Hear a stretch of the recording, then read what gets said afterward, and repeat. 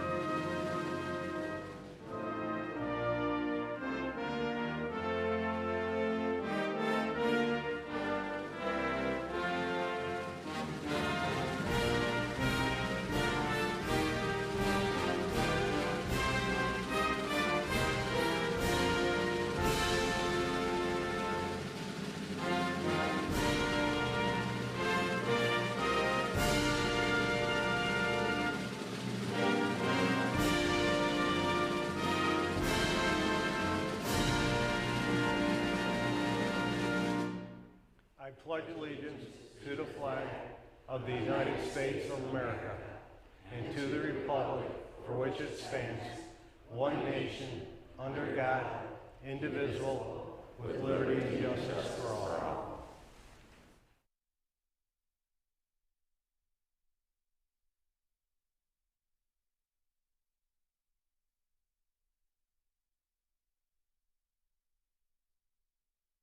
Thank you.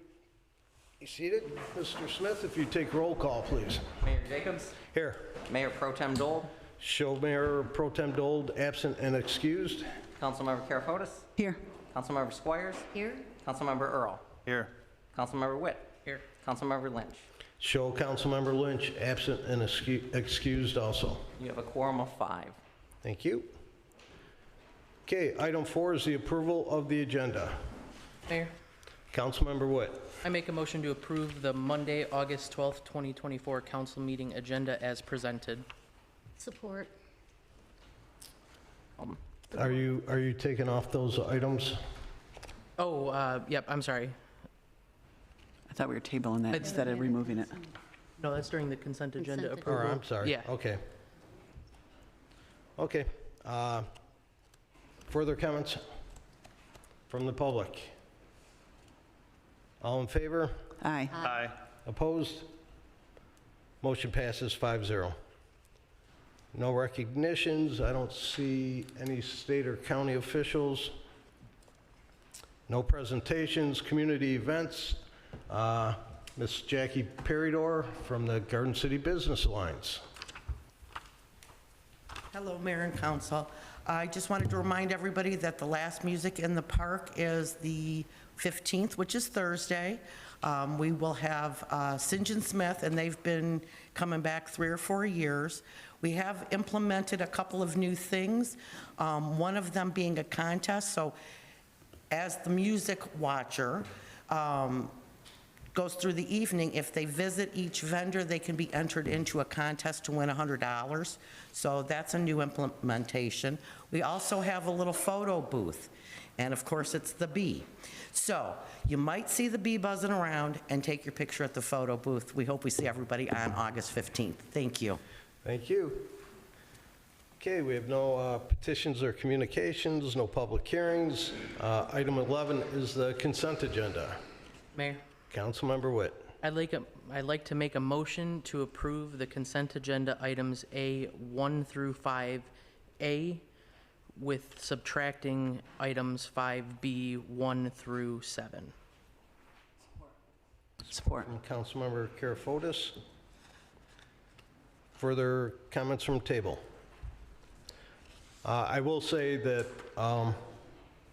We took off the Board of Ethics people. There was another form that needed to be filled out, so that will be coming back before us at a later date. Further comments from the public?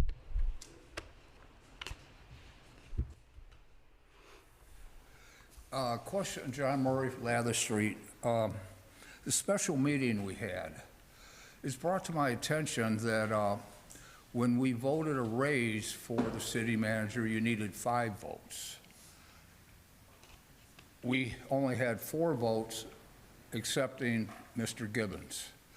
Could I get a clarification? Because I went looking into the charter and there was nothing really there. And the other question is, I feel you violated my Open Meetings Act rights with the interruptions.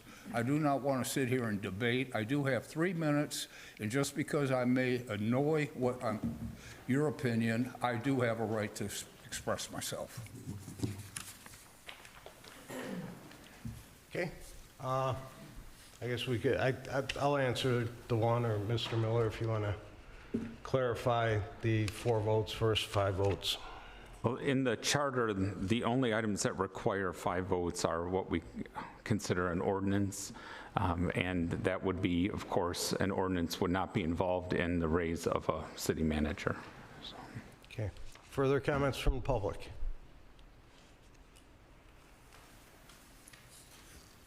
Hi, I was just hoping somebody might be able to give me some clarification of how the commissions, how exactly that works, because I've been checking the website, like the city website, every few weeks to look for openings because I'm somebody that is interested in getting involved, and I almost never see any actual openings or anything being posted. It's just every month or so, suddenly in the consent agenda is we're going to be appointing this person to this commission. I know there's a form online to fill out when you're applying, but is there a way, like, how do you guys let everyone know this board is open? Like, I specifically was looking for the Board of Ethics because I knew we were going to be filling it out soon. So is it just something where we have to like fill it out online, and then as they come up, you guys fill people in? Is there an official announcement?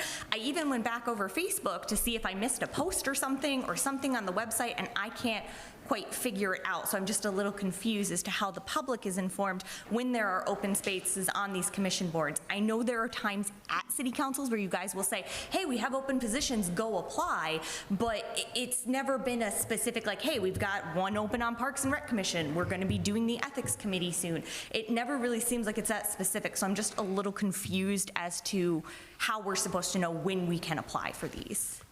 Okay. Typically, you can apply at any time. You do it online. You come into the clerk's office, and he'll have an application.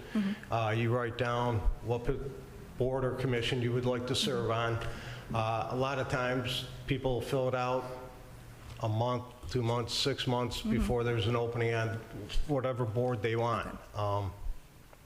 When an opening becomes available, I look at the apps, and then I bring a recommendation to the council, and they approve it or disapprove it.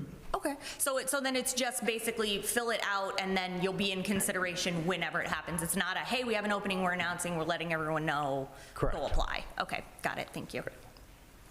Further comments? I just want to, how long Ma'am. is the just for her, because I know they do, how long does the application stay in your system before you dump it? Because I know businesses, after so long, 6 months, they get rid of applications. Paper ones I keep for forever. Online, I don't believe we disregard them. I would assume they would print them out and give them to me. Mayor, also, I just want to add, Mayor, and Brian was going to add, the boards and commissions, the approved boards and commissions list is available online also, so you'll see where there are vacancies and all of that, so. Okay.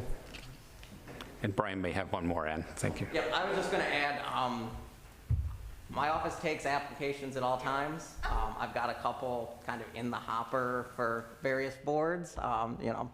Planning Commission, we don't have any openings now, but there's one sitting in there. So just any time, build a library of possible candidates. So, yep. Okay, thank you. Any further comments? Okay, all in favor? Aye. Opposed? Passes 5-0. Action items. Item number 1 is City Park Improvements Agreement removed from the table.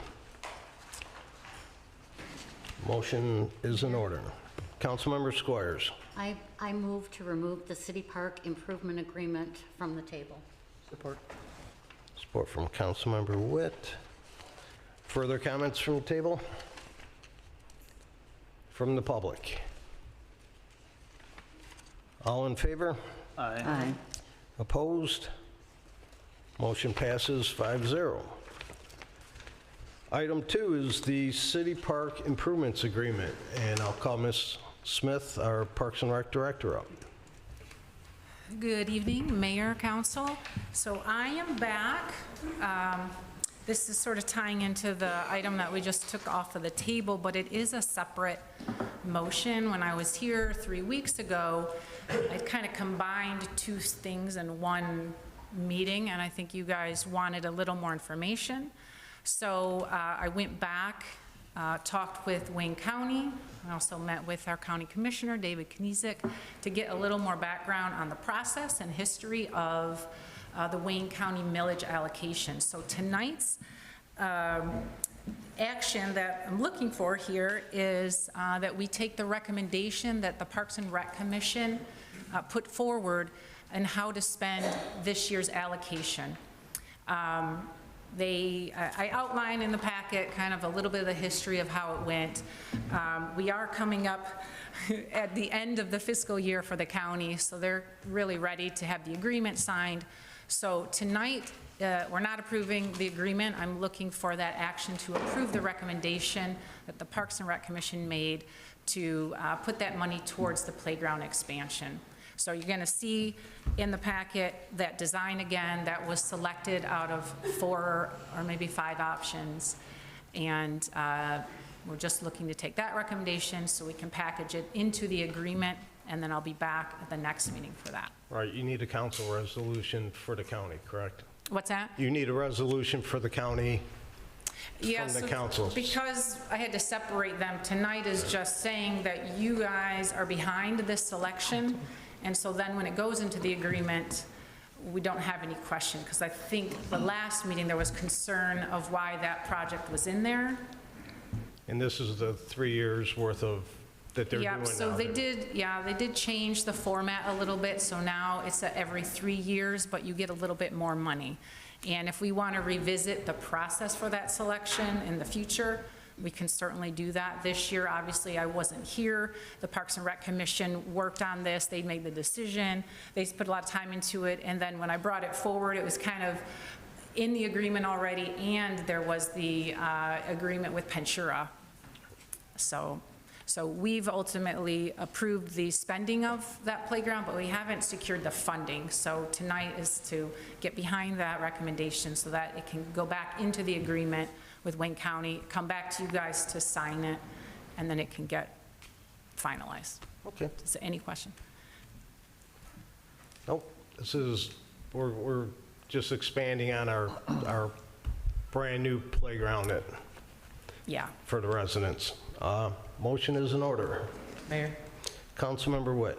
I make a motion to accept and approve the Parks and Recreation Commission recommendation to put forward the playground addition at City Park Playground as our park improvement project for the 2023-2024 Charter County of Wayne Park Millage Allocation designation in the amount of $73,328.45. Support. Support from Councilmember Witt. Further comments from table? Earl, I'm sorry. Further comments from table? Mayor, it looks like a great plan, and it'll be an added addition, because the one that's there that we just finished is fantastic. The kids love it. Yeah, I heard a lot of positives. Thank you. From the public, comments from the public. All in favor? Aye. Opposed? Motion passes 5-0. Item 3 is the professional service agreement, Radcliffe Roof Replacement Construction Oversight. Ms. Smith. Right, so You may recall, we're working on roofing issues at Radcliffe. We had a company do a Phase 1 and a Phase 2 to prepare the specs. The roof went out to bid, so we are waiting for bids to come back. And we had at least 12 do the walkthrough, the pre-bid, so we're excited to see some of those quotes come in.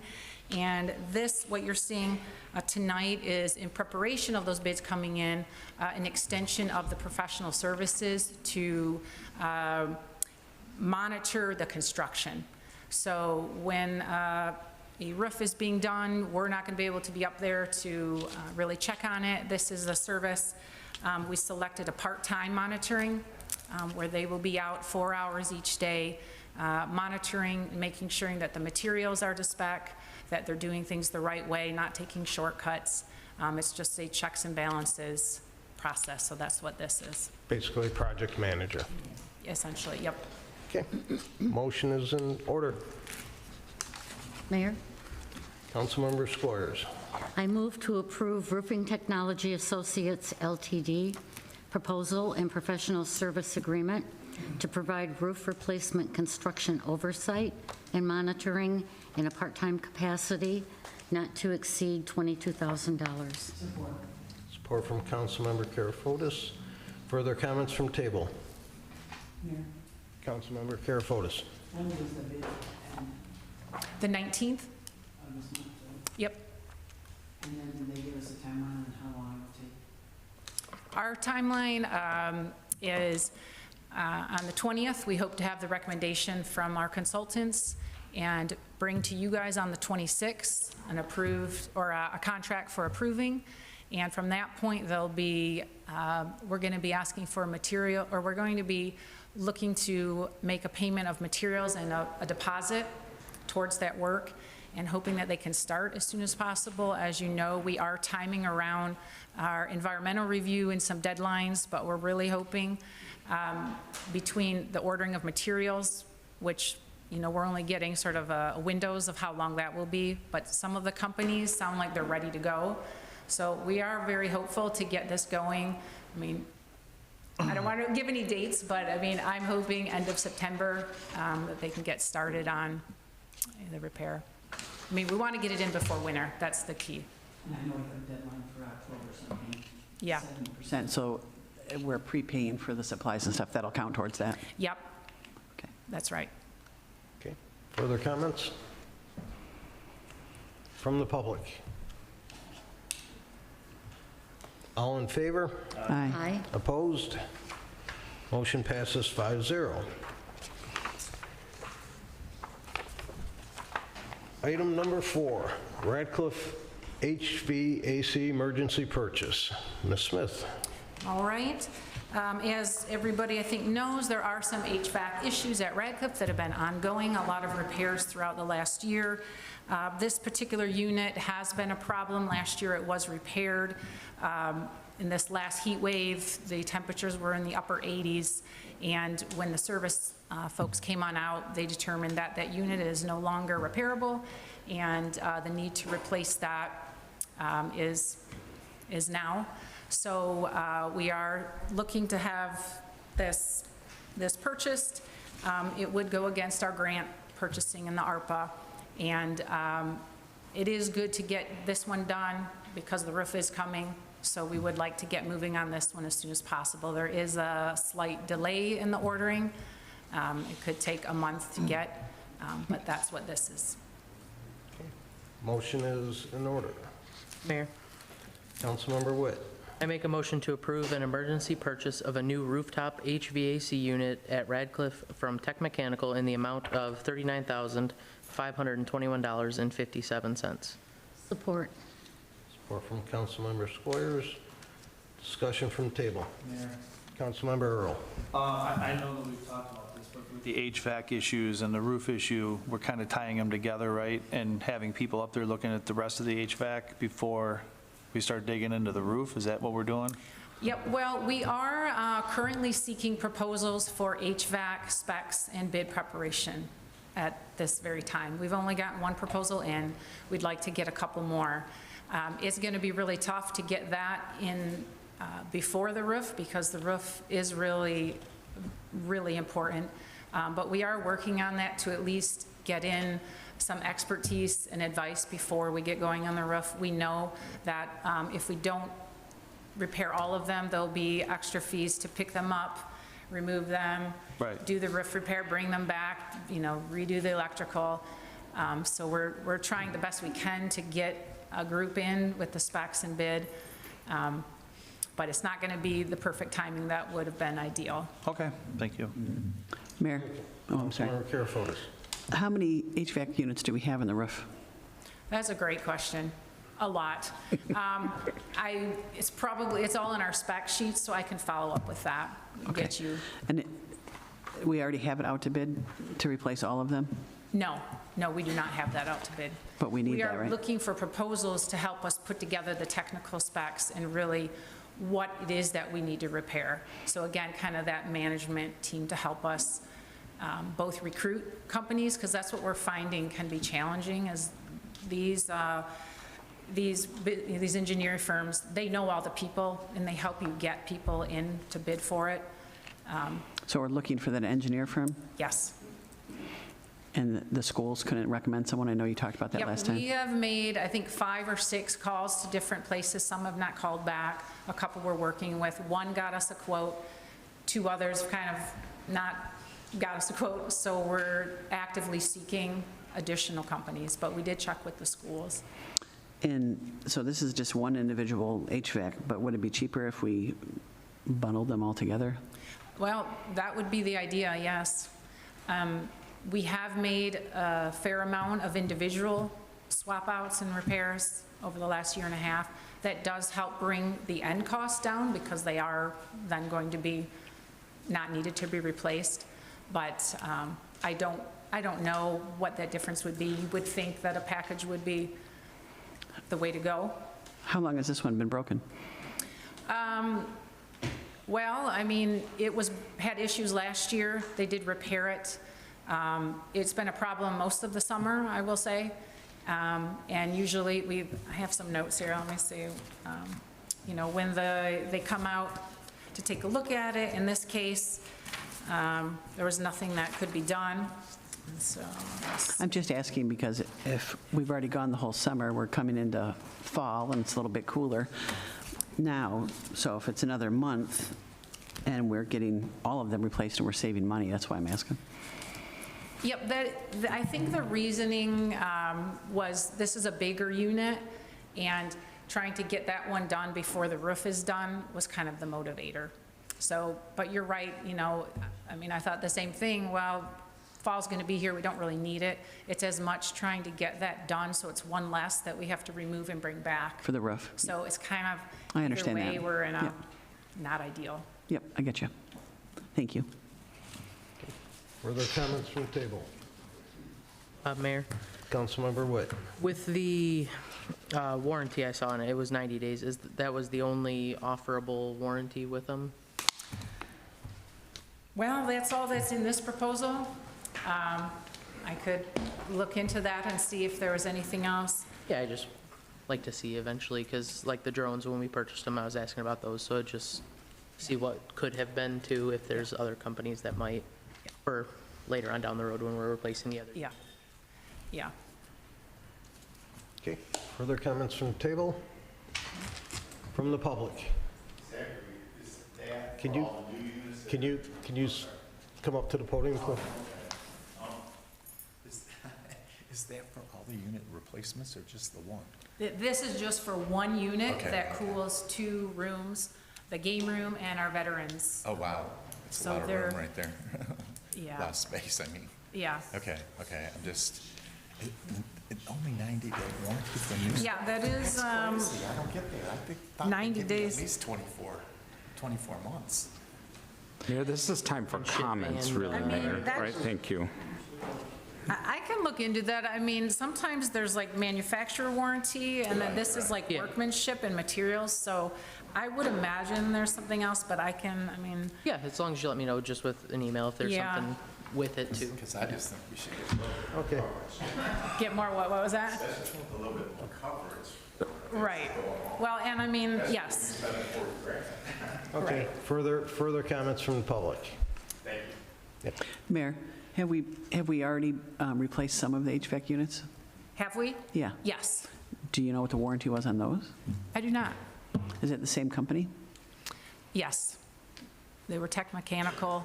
So we do have a contract with Tech Mechanical. I believe it's primarily repairs.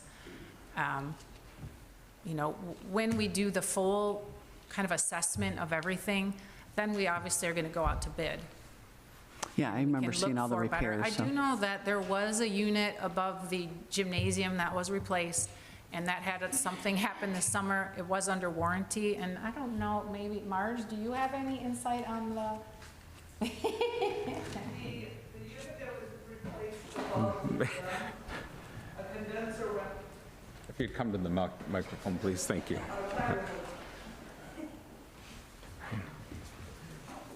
There was a unit, 2 units above the gym that was replaced. One of the condensers in one of the units went bad. The question was, and I credit Tech Mechanical for this, the question was, the unit was put in and we were told not to turn the air on in there, that they would come out and do it.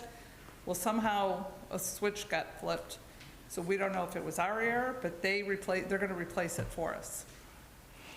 Do you know about the warranty? Is that normal, 90 The days? warranty was the same. So that's pretty normal, 90 days? Okay, thank you. Further comments from the public? All in favor? Aye. Aye. Opposed? Motion passes 5-0. Item 5, the Radcliffe Imagination Station carpet purchases. Ms. Smith? Okay, my last item this evening, we are looking to move ahead and purchase the carpet for the Imagination Station. This is all very customized. This was picked out several months back. We didn't move on it just because we were sorting through all of the other sort of Radcliffe items. We would like to move ahead now and order it. There is quite a lead time on some of these, 10 to 12 weeks. We also are eager to get in as much spending as we can right now towards our grant numbers. So that's what this is for that $14,706. It does not include installation. Okay. Motion is in order. Mayor, Councilmember Witt. I make a motion to approve the purchase of Imagination Station carpet from Floor Source Wholesale and Supply in the amount of $14,706.07. Support. Support from Councilmember Squires. Further comments from table? Mayor, Councilmember is there a Earl. way to get, I know that installation's not included, is there a way to get installation, since you want to spend money before, to arrange installation costs before the grant? Yeah, we'll definitely be looking at that. I sent you guys kind of an update. I don't think you've had a chance to read through it, but there's a lot of information on Radcliffe, and the focus the last few weeks has really been on getting our environmental review going. There are some activities that we can do, and while that is not done, carpeting is one of them. Ordering of supplies, so we are going to be, probably going to be seeing me a lot, because we are going to try to spend, we got to get to those numbers, and we know we have a plan for all the work, but carpet, you know, I think we don't want to do carpet before we complete some of the work, so, but we'll be looking at that if we get down to the wire and we just need to get the things in. Okay, thank you. Further comments from table? Mayor, Councilmember Karafotis. after we do this, can Ms. Smith give us an update about some other things at Radcliffe? Sure. Okay. I'm sorry, what was that? I said after we vote on this, can you give us an update? I have some other questions about Radcliffe while you're up here. Further comments from table? From the public? All in favor? Aye. Aye. Opposed? Motion passes 5-0. I just had a question. So we're moving forward, we're trying to spend the money we're supposed to by October. How's it going with the teaching kitchen? Are we ordering supplies for We that? have not, that one, we're really not able to move on right now because it needs construction and we don't have our pricing out for that one. So we're looking for bids, or? No, we haven't done anything on bids yet. The last thing we talked about was waiting to see what the roof comes in at and getting idea of HVAC. So that's what I've been focusing on with environmental review. Oh, I thought we were moving forward with the teaching kitchen, the imagination station, and finishing what needed to be, what was already started. I thought that was all on our list. Well, I believe at the last meeting, we talked about seeing what the roof comes in at, because if that's a priority over the roof. I'm not saying it's a priority, I'm just saying we approve the spending for the things that are kind of in the middle, correct? Yeah, I mean, that's the one that is, so it has not begun at all. Okay. So it is behind some of the other, like imagination station, I mean, HVAC, roof. I agree with the even roof, the HVAC. bathrooms and those things, we're trying, because we have some quotes for those, and, I mean, we will be trying, when we get the clear to spend, and not to spend, to renovate, to get back in and do stuff, we will be trying to get everything going. Okay. But, you know, for me, I'm looking to see those big ticket items before we overcommit. And I have one more question about,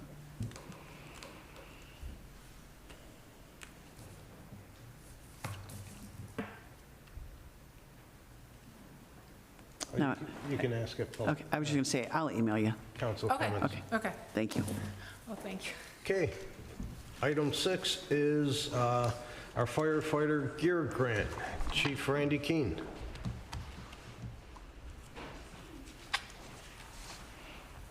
Good evening, Mayor and Council. You'll have before you tonight a resolution to accept a grant for new gear, or I should say an additional set of gear. This came from the state. They set aside about $15 million for full-time firefighters so they can have an additional set of turnout gear. The importance behind that is if we're exposed to toxic gases, products of combustion, they could be carcinogens, or if our gear gets dirty, they want us to be able to clean them properly before we put them back in use. Number one, if you clean them and they're wet when you put them back on, it could be problematic that way. And number two, it allows us for them to be cleaned properly in between exposures. So the state's sent out a grant, applied for it. It's 100% funded. So you'll see just under the $66,000 will be 20 sets of gear for our firefighters. You could only apply for the members that are currently there. So I know we're budgeted 21 or whatever, but you can't buy anything additional for people who weren't already on the roster. So this is just an additional set. To go along with that, we do purchase 2 to 3 sets a year to try and keep everybody into one set. It's about a 7 to 10 year replacement plan. So 3 a year is 21, is about 7 years. With the new people we've hired, depending on the time frame, it's usually about 8 or 9 before we actually turn that gear over fully. And this will be the second set of gear, which if we had to purchase it, would double the cost of that. So you can see how it's a significant savings for us. Okay, I know the news I happened to catch, they had a big story because Yes. Detroit did not put in for anything, and they did list some communities that did and didn't put in for it. So I know the firefighter union in Detroit was not happy, but I'm glad we got it and it's not costing us anything. Motion is in order. Mayor, Councilmember Earl. I move to approve a resolution for acceptance of the firefighter turnout gear grant in the amount of up to $65,893.60 with no match required to purchase an additional set of firefighter turnout gear for each firefighter. Support. Support from Councilmember Karafotis. Further comments from table. Mayor, Councilmember Karafotis. how many did we get? 20 sets. 26 or 20? 20. Okay. They're just under $3,300 for the coat and the pants. So So now if you guys go on a run, everything gets dirty, that can be cleaned and you have a new set to use on the next one? correct. Okay. Allows it to be cleaned properly, and then we have a gear dryer extractor, and then a gear dryer or extractor that cleans the gear, and then we have a dryer that it goes into to dry properly, so it gives it that time to be able to do that, rather than waiting till the end of the shift, then putting it in there, and then waiting, when you come back, it's dry, so. Great. Lessens the exposures on a daily basis. Further comments from the public? Very wise. All in favor? Aye. Aye. Opposed? Motion passes 5-0. Thank you, Chief. Okay, item 7 is our annual technology support contract. Zach King.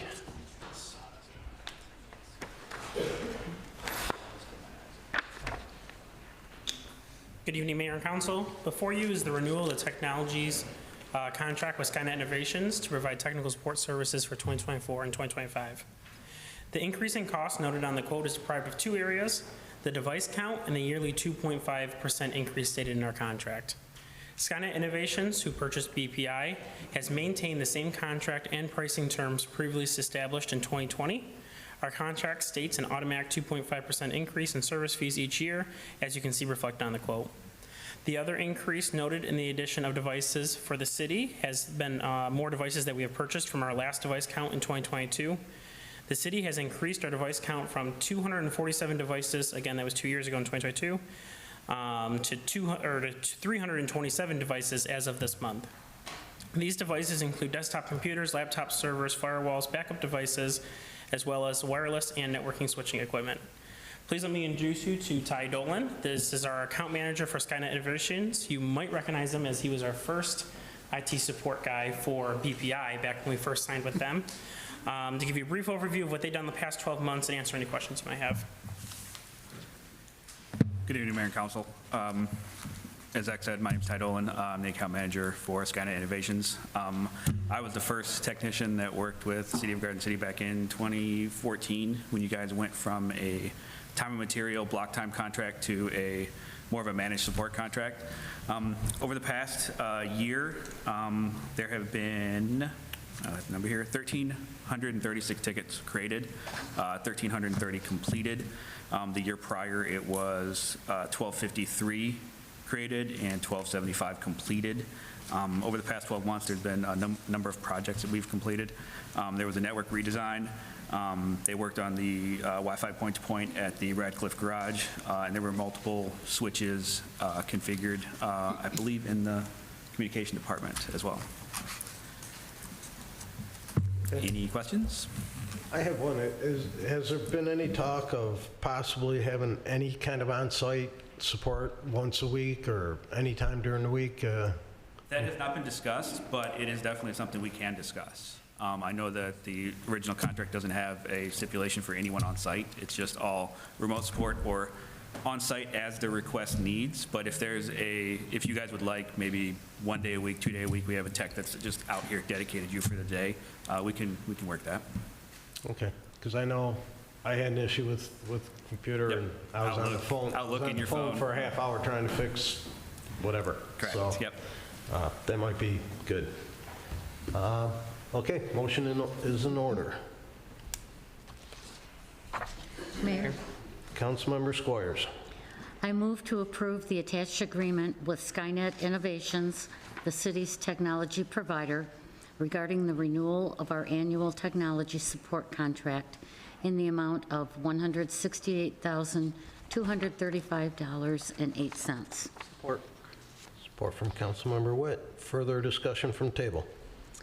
Yes, if we did have someone on site, would there be an additional charge, or would that be included? It would be included. Okay. If there was someone going to be on site all 5 days a week, that would change the contract. That might be another. But having someone out here 1 day a week, I see no issue with any changes. Thank you. Mayor. Councilmember Karafotis. So it increased, obviously, it probably increases every year, but is that because of Radcliffe? We're doing more things over there. What's the jump from 272 to 327? It was mostly Radcliffe. There was 35-ish plus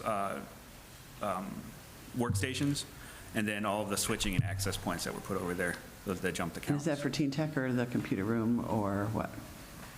The computers, I believe, were for the computer lab. That might have been Radcliffe, I'm not sure. Yeah, when we Team Tech and the esports arena were not included in the Sky contract, we did reach out to them to add it to the contract, and they denied to cover the service for those rooms. So those are not covered by Skynet. You have someone else covering them? Currently, somewhat of my department, and we're looking at getting a different contract for those devices. So they have an on-site support they can call separate than Skynet for those gaming-type computers. Okay. This includes our phones too, right? Yes, the phones, yep. Further comments from the table? From the public? All in favor? Aye. Opposed? Motion passes 5-0. Thank you. Thank you, Mayor. Thank you. Item 8 is the MML annual meeting delegate. Yes. Mr. Miller. Hey, good evening, Mr. Mayor, members of the council. This is to elect a delegate and an alternate delegate to attend the annual meeting of the Michigan Municipal League. And 2 members of council are going, Councilmember Karafotis and Mayor Pro Tem Dole. The first is before you is for the delegate, and then the next to vote would be for an alternate delegate. So. Okay. Motion is in order. Mayor, Councilmember Witt. I make a motion to appoint Councilmember Karafotis as the delegate to the Michigan Municipal League annual meeting on September 11th, 2024. Support. Support from Councilmember Earl. Further comments from the table? Hopefully you'll come back and tell us what you voted on. I can't wait to go. Okay. Any other comments from the table? From the public? All in favor? Aye. Opposed? Motion passes 5-0. Item 9 is to elect an alternate delegate for the same group, the same meeting. Mayor, Councilmember Witt. I make a motion to appoint Mayor Pro Tem Kim Dold as the alternate delegate to the Michigan Municipal League annual meeting on September 11th, 2024. Support. Support from Councilmember Karafotis. Further comments from table? From the public? All in favor? Aye. Aye. Opposed? Motion passes 5-0. Item 10 is the City Council Rules of Procedures. Mr. Smith. Good evening, Mayor and Council. So I brought before you a proposed new council rules of procedure. It was brought up a few meetings ago. What do we do about public comments at special meetings and workshops where we always allow public comments prior to a vote? But if we're not voting on something, how can they address, the agenda item? So what I did is I kind of looked through what the charter says, what our previous rules of procedure say, because it's like, well, why don't we just make, why don't we just make public comment, anything, agenda items, non-agenda items. Section 2.07A4 of the charter spells out that public has the right to be heard following council discussion on agenda items and prior to a vote by council. So that's in the charter, so that stays. So they're always going to, the public will always be able to be heard before we vote. So it's not just, well, we'll just make public comment, agenda, non-agenda, anything. So what I've presented to council today in the public participation at meetings section, it is revised, in addition to having public comments general, 3 minutes, having 3 minutes on an agenda item, I've added the language, in the event of a special meeting or council workshop wherein there are no action items on the agenda, then members of the public will be permitted to speak on agenda items under public comment general section of the agenda. And this is kind of for mostly special meetings and workshops. Special meetings generally have at least one action item that we're going to vote on, and that's why it makes it a special meeting. But for workshops, where it's discussions, where we have our budget workshops, our first ones maybe 3 months prior to when we vote on the budget. So if they have ideas, if the public has ideas at that time, this would permit them to give their thoughts at that meeting. So that is what is proposed here. If council is agreeable to that, we can entertain a motion to adopt the new policies and procedures.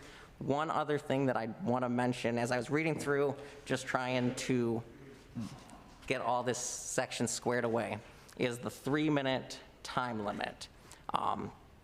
Public comment, I'd like to see it be public comment, 3 minutes, not back and forth with council just because they are entitled to their 3 minutes.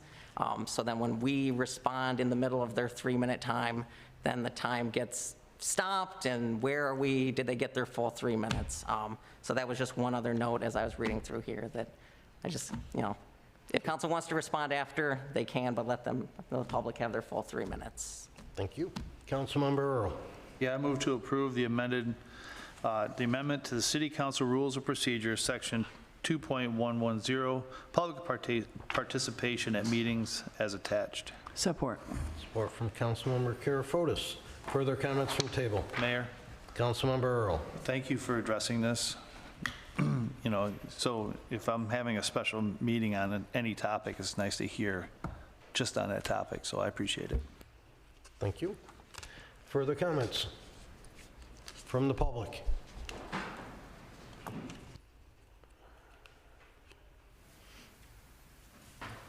John Murray, Lather Street. Rules of procedure of council. My question is, or the fact is we've had comments made from the podium, and I think we need to create something of old business or something to where this information gets an answer and brought back to the citizens. I'm not sure if that's explicitly what you're talking about here, but we do need to find a way to resolve what was discussed tonight, next week, or whatever, so we'll get an understanding, because without getting proper notification, it just creates chaos, and we need to improve our communications. Thank you. Thank you. Further comments from the public? All in favor? Aye. Opposed? Motion passes 5-0. Item 11 is professional service agreement from Plant and Moran. Mr. Miller. Yes, good evening, Mr. Mayor, members of the council. Tonight before you is a professional service agreement with Plant and Moran. This is due to a leave in our treasurer area of the city. The Plant Moran can provide a number of services. They are our auditors, and so when I reached out to them right after I learned of a vacancy, I asked, what tasks can be accomplished by Plant Moran? What other tasks can you not do since you're our auditors? And they listed out an agreement before us where they can assist us in audit preparation. They can do a lot of things that will get us ready for the audit, which is to begin in September, which is less than a month away. But they can't do all of the work, so that's the next agenda item. We'll explain some of the tasks that will be hopefully accomplished by the Woodhill Group. But Plant Moran will be looking at what we consider capital assets, our pension, OPEB liabilities, long-term debt, payroll and other liabilities, and also leases and other items that need to be reviewed by the Treasury Department. They will assist us with some, but not all, of the financial services.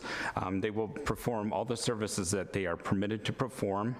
And also, given the enormity and importance of the position, Plant Moran does not have the capacity either to perform all of the tasks necessary to get us through the transition, and also they need to remain independent in some areas that would have overlap.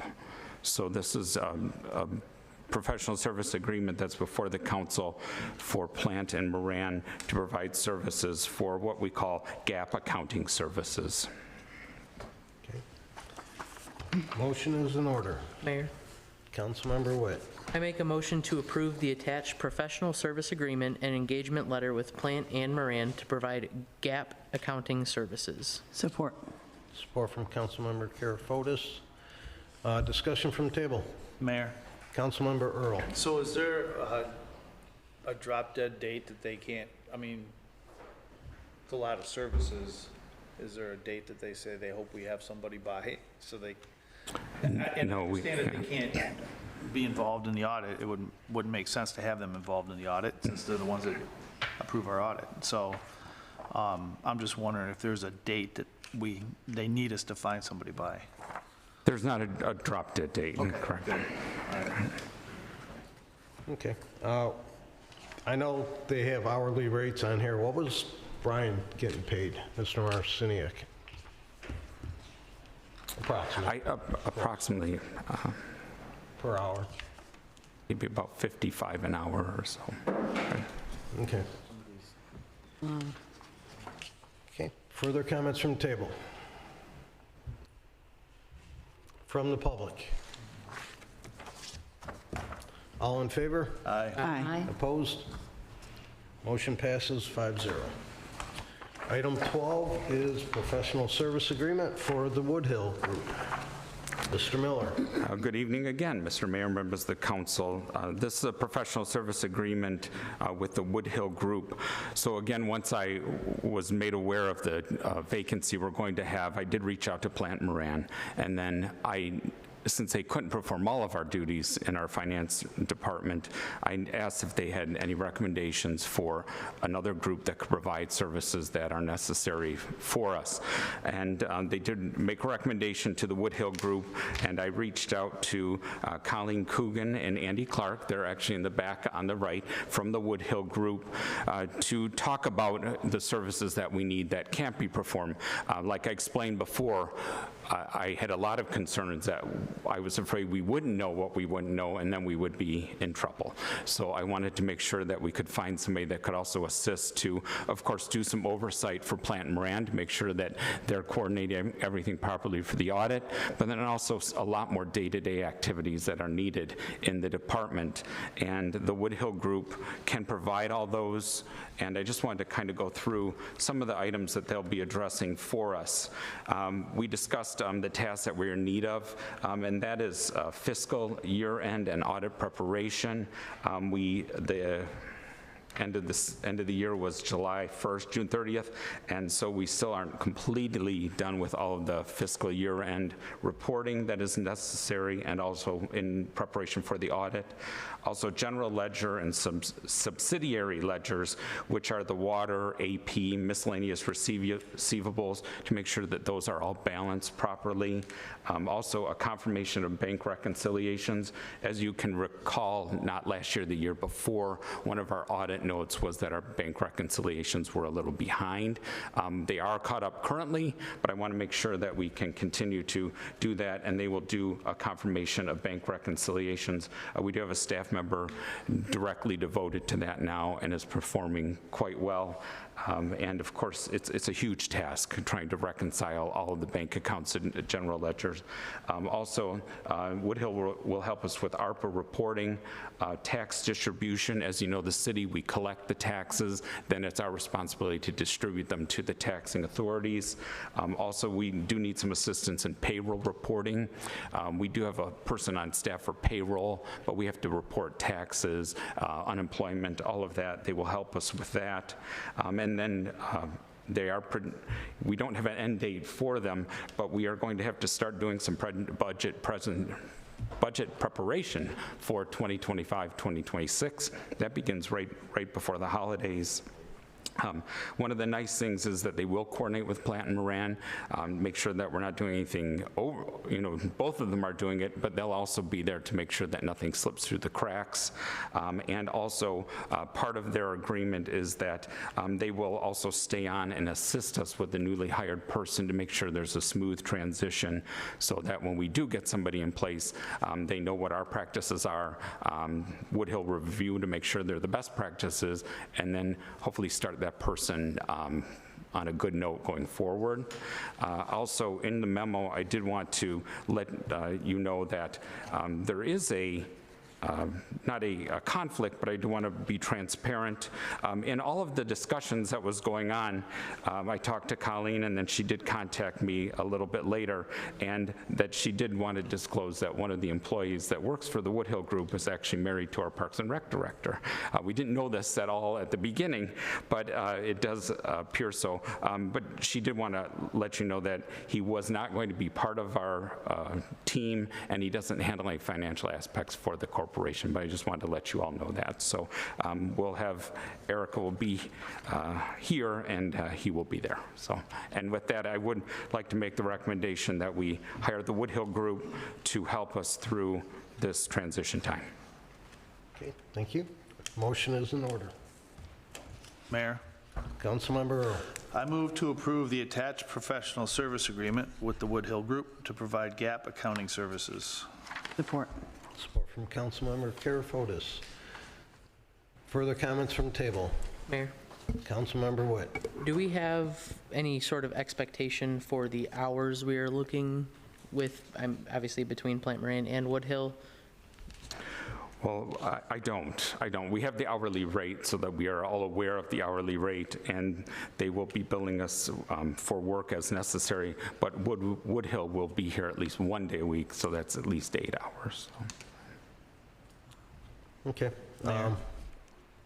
Yeah, it's a big jump from $55 an hour to, at the minimum, probably close to $400 an hour between the two groups. It's a lot of money, but we need it. Further comments from table? Mayor, Councilmember Earl. have we posted the job? No, we have not. We can't do so as of yet. Okay. Mayor, Councilmember Karafotis. Mr. Miller, you said that about the ARPA reporting. Is that the ARPA grant from Radcliffe, that they're going to be doing that now? Yes. Instead of, Well, I know that we'll be you and our- assisting. We'll be assisting. okay, too. I know that you and the director and others had to report all that before. Okay. Thank you. They'll make sure that we're doing it properly. How about that? Right. Okay. Further comments from table? From the public? All in favor? Aye. Aye. Opposed? Motion passes 5-0. Item 13, Public Service Credit Union authorized signers. Mr. Miller. Yes, again, this is kind of a housekeeping item, but in order to have authorized signers over at the credit union, you know, the credit union now accepts payments for us, and we do have an account there also. They do need a resolution to approve additional signers, so that I would like to make a recommendation that Brian Smith, the city clerk, and also Alma Hinojosa, the account clerk 4, be additional signers, and also remove Brian Marciniak from all PSCU accounts. Motion is in order. Mayor, Councilmember Witt. I make a motion to approve adding Brian Smith, City Clerk, and Alma Hinojosa, Account Clerk 4, as the additional signers, and remove Brian Marciniak from all PSCU accounts. Support. Support from Councilmember Karafotis. Further comments from table? From the public? All in favor? Aye. Opposed? Motion passes 5-0. Item 14, Smart Municipal and Community Credit Contracts. Contract. Mr. Smith. Good evening again, Mayor and Council. So in front of you is the fiscal year 2024-2025 Smart Municipal Credit and Community Credit Contracts. A little background on this, we do this yearly. The county collects the WCTA millage, Wayne County Transit Authority, and each year they return part of the collections to the local municipalities to provide transportation for seniors, people with accessibility needs, things like that. As the city itself doesn't provide the transportation, we partner with Nankin Transit. So what this is this is to approve the contract with SMART. They will distribute funds to us, which we will then distribute to Nankin Transit to cover the cost of transportation for seniors and people with needs. Thank you. Okay, motion is Councilmember Squires.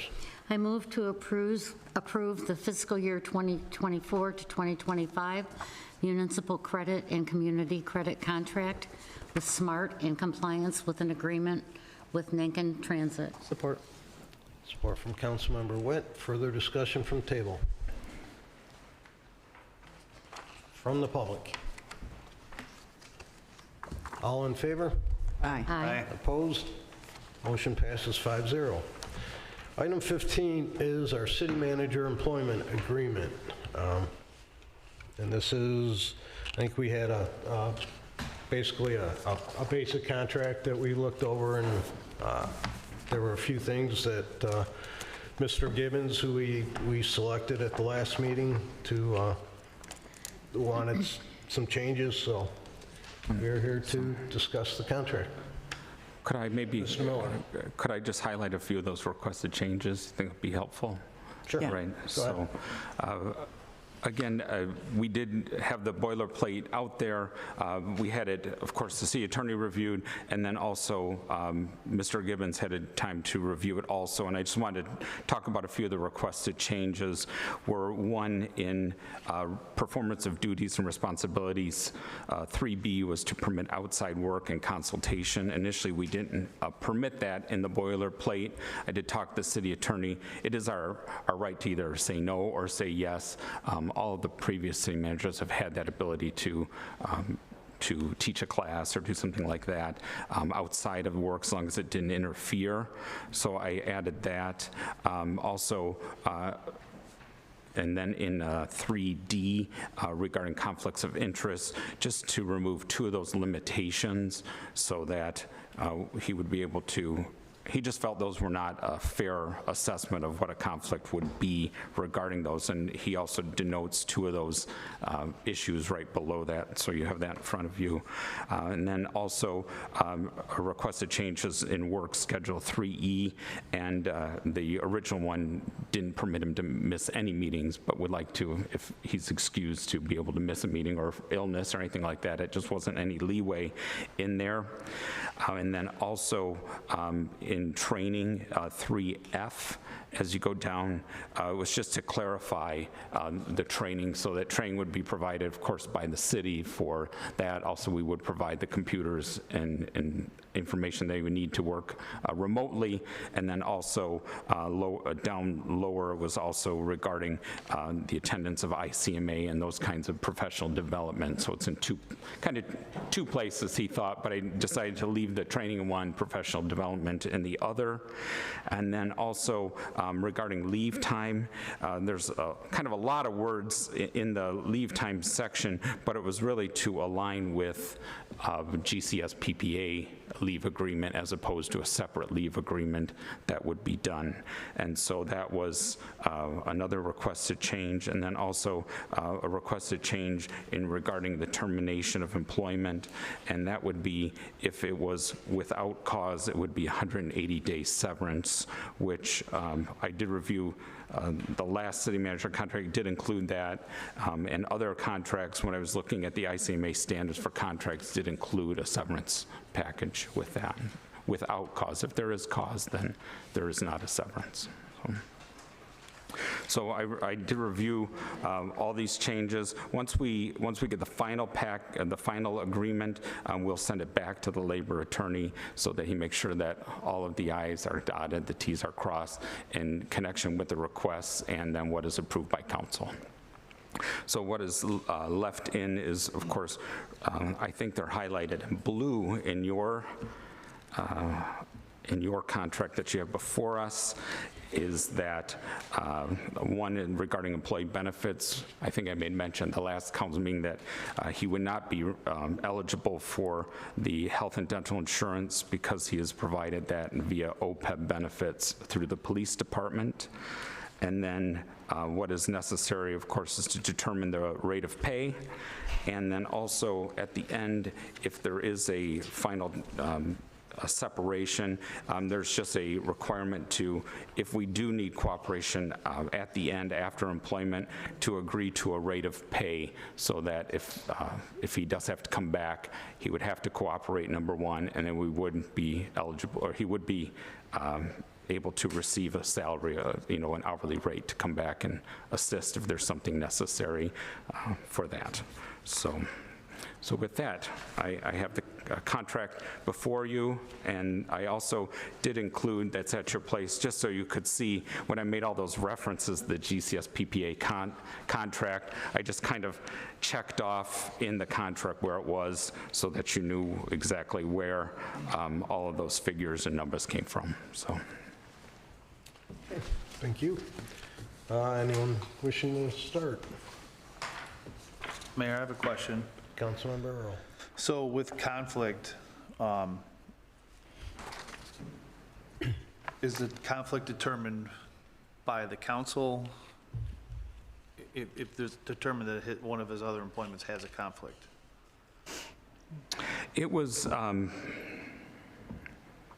It was more like if we have a conflict, if he was working for a supplier, a vendor, or consultants like that. He can't work for that, correct. That was one. And then also it was regarding the employer's immediate family. If they have ownership or interest in a company, we can't do business with them either. Okay. Thank you. So we're leaving that section in there that, I mean, I don't have a problem with him teaching classes or whatever, but he can't work for a vendor of our city, correct? Correct, correct. That's being left. Just those 5 words there highlighted in red on the fourth line of section D on page 2, and then those three words that are outlined with and D, the fifth line down. Okay. Any other questions before we get to salary? Sure. Councilmember Karafotis. I'm okay with the cell phone, laptop, computer and all of that.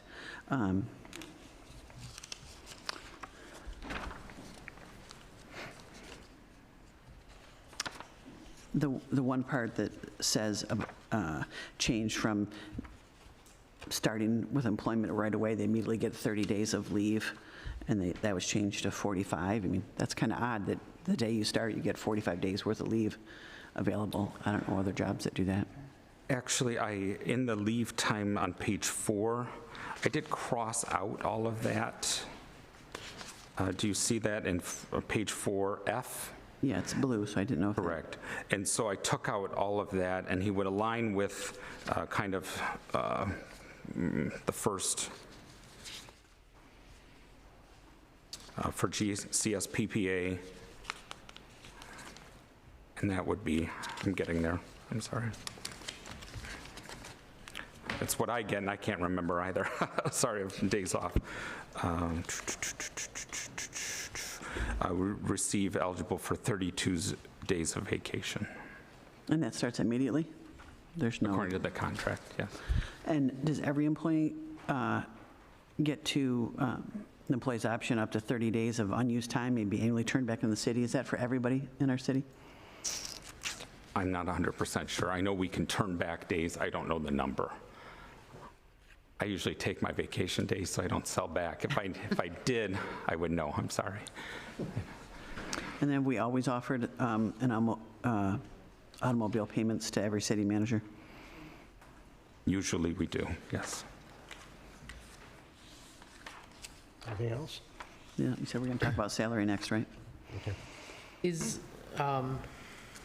page 3, 4B, is that the typical, is that what currently goes for most employees of the city for deferred compensation? Well, actually, we don't provide deferred ourselves. We just have the pension payment, so he's not eligible for a pension. And then the 15%, what was, I just put in there, if you want to address it, one of the things I thought about is that we're not making pension payments, and he's not eligible. If we did have another city manager that came from another community, they could request MERS, and it would be a lot more than kind of 15% of even the base salary. I looked at pay grade 9 in the GCS PPA, and the 15% didn't bring us anywhere near what MERS would be, even less than half. Also, the max that could occur for Tim would be, I think, $22,500 total. And I think at any rate of pay, we still won't hit the max of a deferred compensation, so. Okay, because I was just, my thought was with him being a retiree of the city and already collecting a pension, is it potentially really necessary to keep a deferred compensation in? And I mean, everyone else up here, thoughts? I thought that was the advantage of hiring our retired police chief. He's already getting a compensation, and if we add 15% to, even if we do 127,000, that's another $18,000. Takes the pay pretty high for someone that's not certified as a city manager yet. Comments? We can lower that if we want. Take it out if we want. Can we take it out and say after performance review, or 6 months or a year? I mean, how long does it take to get certified as a city manager? I don't know. Well, Doc was I here for believe what, it's 2 years? Pardon? I think it was 2 years when our former city manager was here. I'm not saying wait that long, but I'm just saying, let's see how things go. If he's wonderful, let's hope he's wonderful, and then say, okay, this is your performance review, and we're going to add in this, this, and this. Why would we start off giving everything? I think we made that mistake the last time. Maybe with a performance review in 45 days, see how he's doing, possibly. I don't think that's enough time to give somebody. I mean, his first month here, he's going to be just learning everything. You can't say 45 days. Yes, even if it's the typical like 90-day trial period of like employees with normal employment. But like I was saying, if we could look at and maybe even see sending it to Tim and see if it's something that he would send a counter to. Yeah, I mean, I don't think you'd, or less. I don't think you'd do a review after 90 days and say, here's $18,000 more for your salary. I think you need a little bit more to be shown for that. What time frame would you like? I don't know. What do you guys think? I'm the only one talking. That's why I brought it up. It's us to talk about, to direct the interim city manager to handle this and pass Pending it a along. review after 6 months? 6 months. 6 months is fine.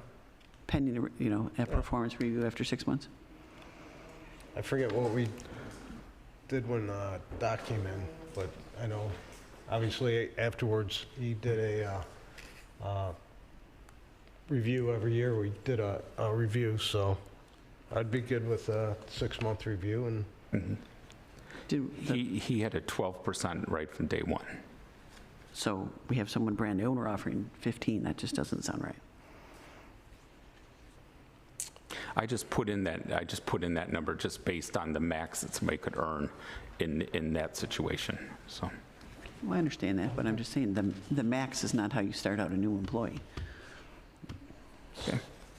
Start 5 months with a 6-month review. So to be discussed again at 6 months review? So that is page 3, deferred compensation B. Yeah, 4B on page 3. Okay.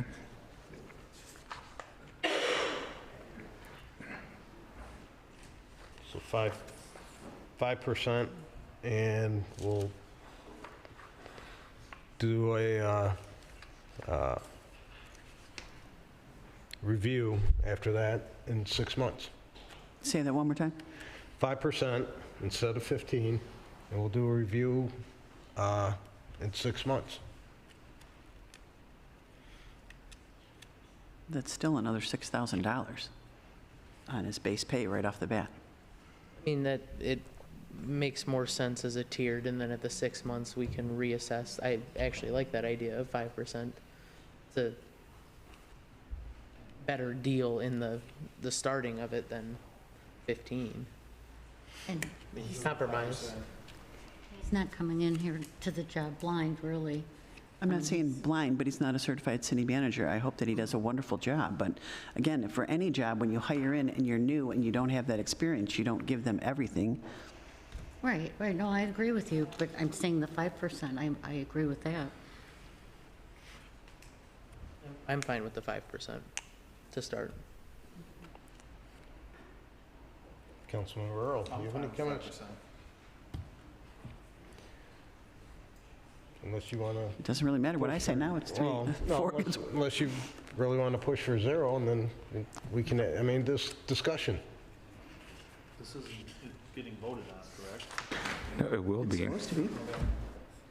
Well, we're going to vote on this, and then it's going to go to Mr. Gibbons, and then... Yes. And then the labor attorney. And then the labor attorney. And then it'll come back to us. Only if there are changes. So what we're approving tonight will be a contract that we will go forward. Right. If he agrees and the labor attorney agrees, then it will be assigned as to form. Prior to our last city manager, did we give 12% to everybody? I don't know. I don't know. So certification for a city manager is 6 to 8 years. No, Doc got certified when he was here. 6 to 8 years of experience. Our previous city manager came in not certified, and he got certified here. We made a big deal about him finally getting certified, so it's not 6 to 8 years. Okay, you're right. Well, he left as a city manager. I checked it out. Did our last city manager leave as a certified city manager? Yes, he did. All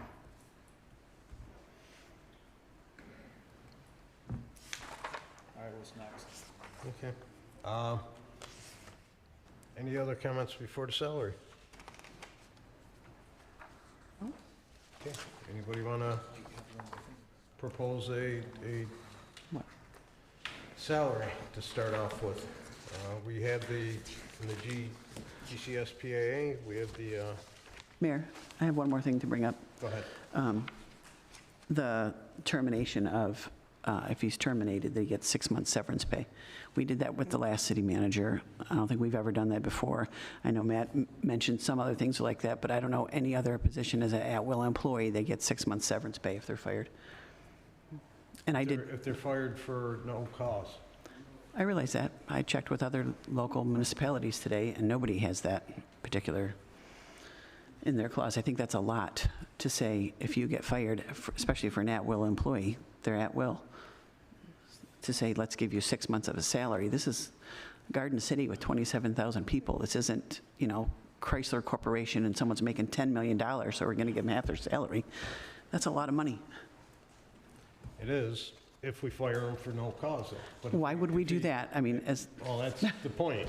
I don't think we would fire them unless there was a cause, which would... I mean, nobody's out to fire anybody. I think we've only fired one city manager in 70 years, right? There's only one that I know of. So that's what I'm saying. Nobody wants to fire him. We want him to be here for a long time and do a great job. But to say 6 months severance pay if you get fired, I just think that's ridiculous. Cut it in half. I'd be fine with 3 months. Again, it's if we fire them for no cause. Otherwise, to me, it's... Well, that's why I don't understand the at cause, because it's at will. It's a position that's at will. So he's putting in the at no cause. It's an at-will position. So that doesn't really make any sense. It's a fire at will. It doesn't say just cause. That position is at will. So he's adding the just cause. But again, if we fire them for without just cause, I would assume there would be probably other reparations that he'd go after. It's an at-will position. That means we can fire at will. It doesn't mean that you have to have just cause. That's what the whole point of the position is, at will. And that was said numerous times to plenty of employees here. It's an at-will position. It doesn't say at will if we have just cause. That's the position. It's not a union position. It's an at-will. So the part about just cause, they're adding that in. We aren't. I don't know who added it. That was in the last city manager's contract. It was the last city manager's contract, and then Mr. Gibbons had requested it in this one also. Did you say you looked into the MML for that, like, similarity through other? I just looked at ICMA to see if they had that, and a lot of them do have it in there. It's to prevent political will just to Council changes, yes. Yes. I get that. Some charters have that once the new council is seated, they can't do any firing of the city manager for a number of months. I don't know the numbers, so.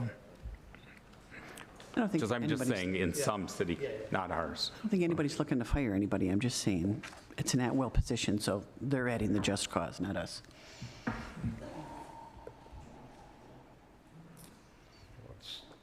What would council like to see?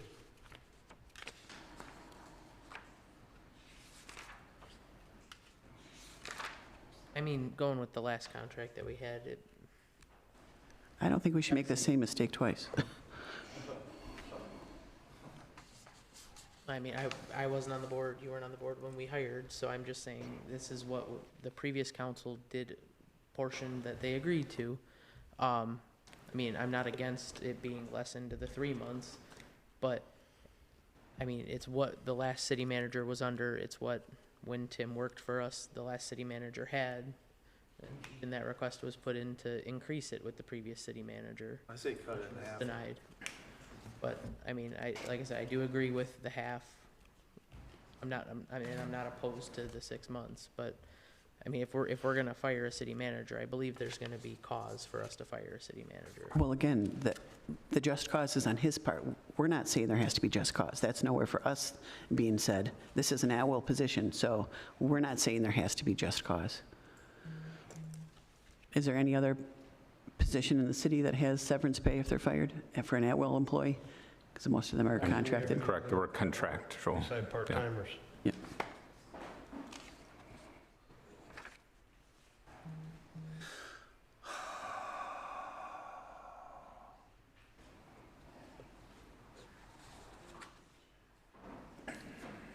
I mean, we have a chance for a brand-new person to come in and a brand-new contract. We don't have to go with the previous things. Again, we can say, how are things going? Just like at the last performance review, they wanted to increase it, and we said no.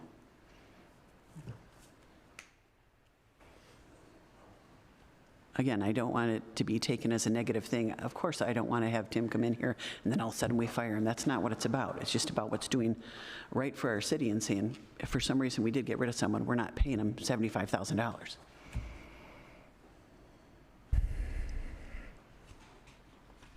I agree with 3 months. I know Earl said he also agreed with it. I'll go with the 3. Okay. Take that down to 3 months.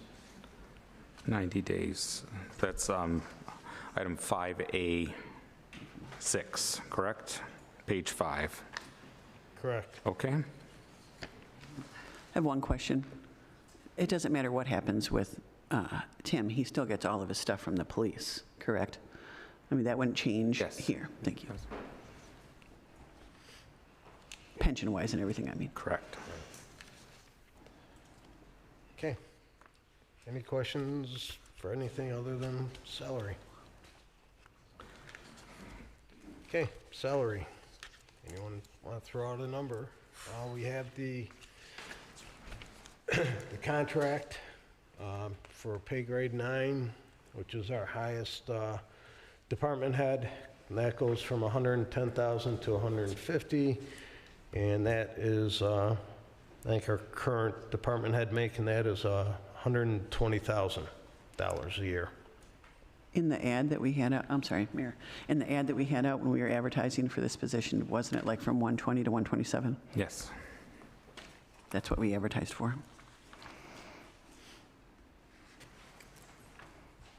I mean, Was that what Yes. was in there? Yes. I didn't hear that last number. 127. Okay. 120 to 127.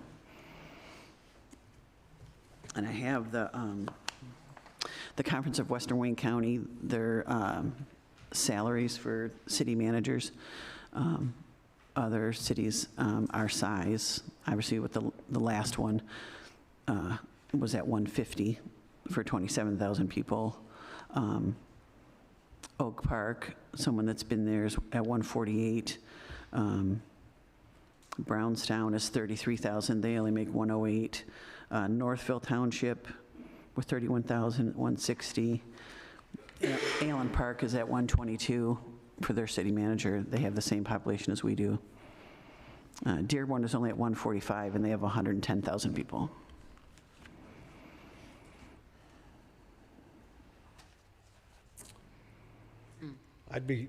I know we put out for 120 to 127. Seeing as how we're saving money on his insurance and everything else, I'd be good with 130,000 starting him. We're going to increase it over what we advertised for. You just said it, we're saving money. That's a great thing, just like when we had our city. We're still going to save money. No, we're going to add it to his salary, so then we're, you know what I mean? We're saving on the pension, so where we were paying the last one 150 plus putting into the pension, plus the OPEB and everything else, we're saving a lot more. So just pay it to him instead of save it? I mean, the last city manager was here for 6 years and making 150. If we start him at 130 and then this 5%, that's another 6, so there's 136. And then a raise is coming next, what, a year from now? He's going to be at 150 in another, after being here for a year or two. I would think it needs to be within the frame that was set forth when we put out the advertisement. Yeah, I don't see why we would It would increase be that. between 120 and 127, in my opinion. We know the number he retired at with the previous position? I don't remember or don't recall. I don't remember. Because I'm gearing for within the pay range that was advertised. You know, I'm thinking around 123, 124, just to have it within the pay range on the lower end as a starting out new city manager coming in. And then obviously, if anything changes by the year after when we do the review, then we can make a decision again, or the next council, however it is deemed. I agree with that. I'd still like to see it a little higher. Our highest employees at 120, and he's only in charge of one department. So, But we made that mistake with the last time we did this, so we're just going to keep overpaying people to start just because we did it before? well, he's running every department. He should be getting paid. We're talking at 120, 23, $3,000 more than one department head. $3,000 more than one department head. And he's running multiple departments. He's running the entire city. I don't think that's right either. Then why did we advertise for 120 to 127? And with someone with no experience that's not certified as a city manager, just right away. Again, why can't it be on performance? I just don't know what other job you go into and you say, well, he's making a little bit more than me, so you should pay me more. But didn't his resume say that he had a lot of education in public? I'm not saying he doesn't have experience. He's going to be able to certainly do the job. But again, we're hiring someone that's not city manager experience, who's not certified as a city manager, and we want to start him off instead of giving him a chance to see what he can do. You can be certified with all these degrees and stuff. He's not certified as a city manager. So I'm looking back on page 3 of the contract, section 4A, where he put C note and replied to us, for salary, please reference the current GCS PPA wage scale for considering a starting wage that places my starting salary in line with that would be appropriate for the supervisor of all GCS PPA members, including department heads. No. If you go then flip to Article 4, the wages in the GCS PPA agreement, you go from step 8 to step 9, the starting bump is an $11,000 difference. So if we go to 9 and it's a director of all of the positions below, you add 11,000 above the starting position of pay grade 9, puts you at 121,000.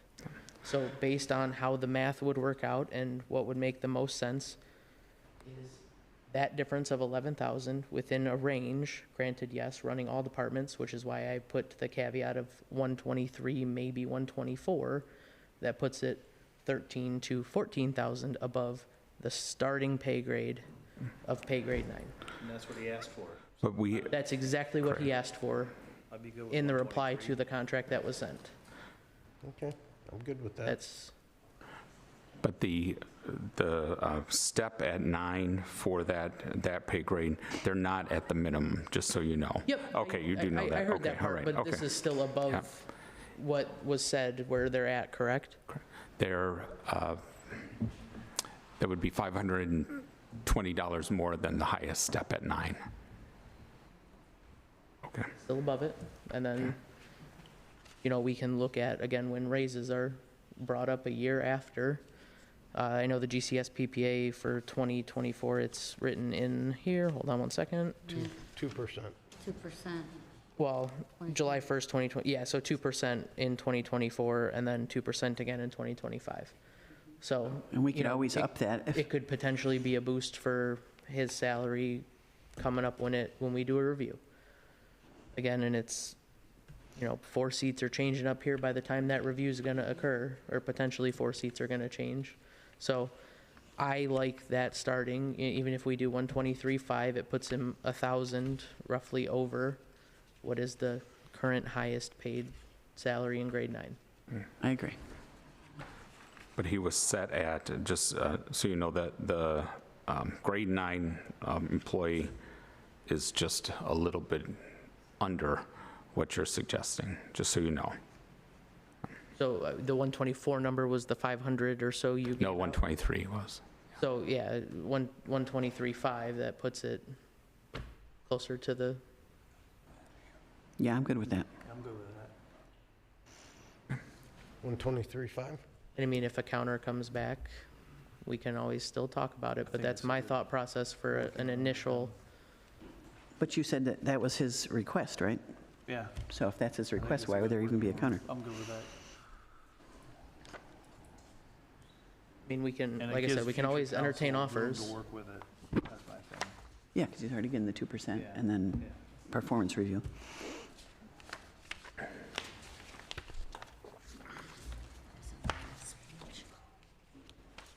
Okay. Me too. So 123.5. 6-month review. For deferred compensation. Right, not a 6-month review for performance. Performance reviews at a year. Performance. 90 days.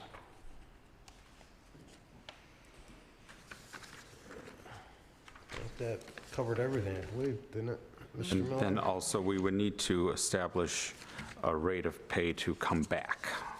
So maybe we'd just determine that it's probably about 55 an hour, I would think.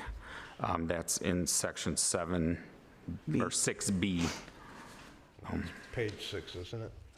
Yes, page 6. 55, you said? Yes. And that's if he were to leave for some reason, he'd be required to come back and help?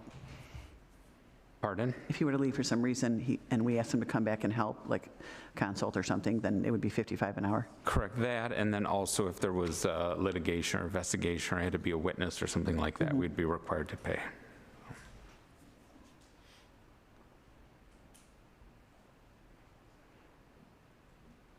Okay.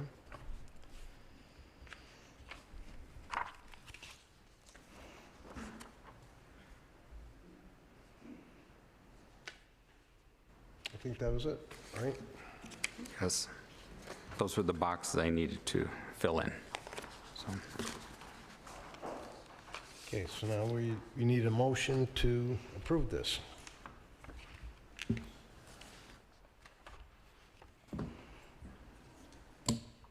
Mayor, I'll make the Come. motion to approve it. Approve the contract with the new city manager. I'll support.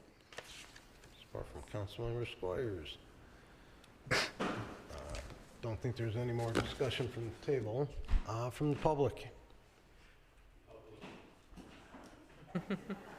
Yes, thank you. Good evening, everyone. I think Stacy's right. In corporate America, we do 90, 6 months, and a year. No raises till the 6 month, 6 month will be our first raise, second month would be at 1 year. So I think Stacy has the right idea. We are not a rich city. We have streets that need to be done and sewers fixed on the southwest side, and we need to conserve our money for our own facilities. Okay, thank you. Further comments?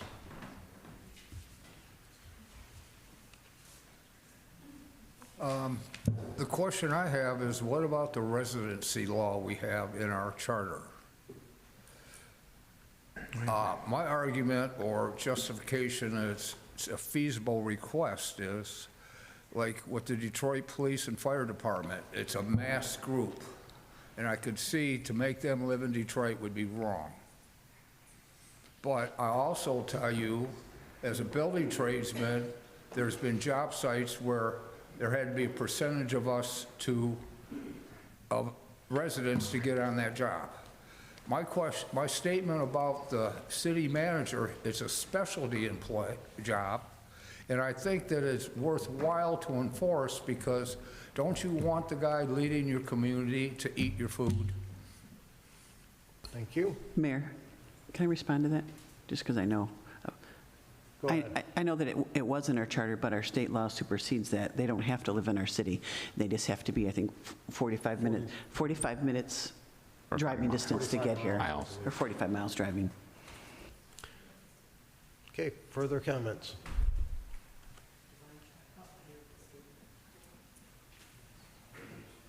Opal Loveland, Barton Street. I'm not sure what you decided on the possible firing and at will. Are we doing this again? We're paying somebody after we're unhappy with their performance? I think that's a detriment to being able to do what you need to do if someone's not doing their job. There were a lot of comments made that Doc wasn't let go because we'd have to pay him 6 months. So I don't think that that's a good plan to follow. Thank you. Further comments?